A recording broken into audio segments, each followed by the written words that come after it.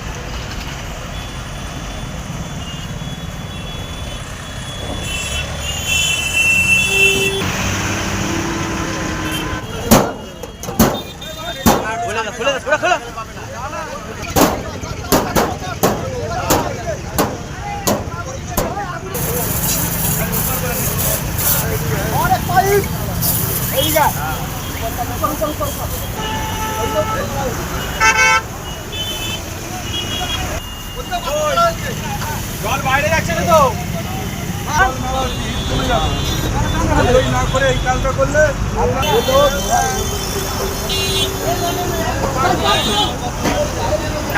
घटना हुआ। गाड़ी इधर से आए तो थोड़ा सोचे कि गाड़ी में काम करवा ले। कहाँ से आ रहा था? ये टीपीटी से, जंगलपुर टीपीटी से। उसमें क्या था? उसमें मेरा वेल्डिंग छूटा हुआ था। वेल्डिंग जो जाली है ना, वो जाली छूटा हुआ था। वो इधर से इधर पूरा लपा मार रहा था, तो हम सोचे काम उसको करवा लेते हैं, उसके बाद चले जाएंगे।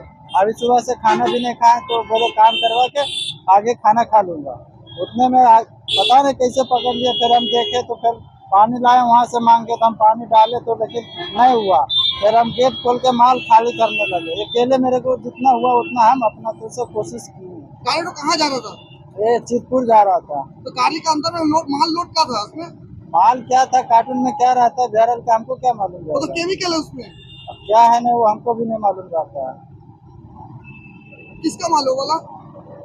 अरे भैया ब्रांच में जा रहे थे, अपना बिहारल ब्रांच है अब चितपुर कौन का। कंपनी का माल है? हाँ कंप्यूटर। हाँ बिहारल का। तो गाड़ी का ड्राइवर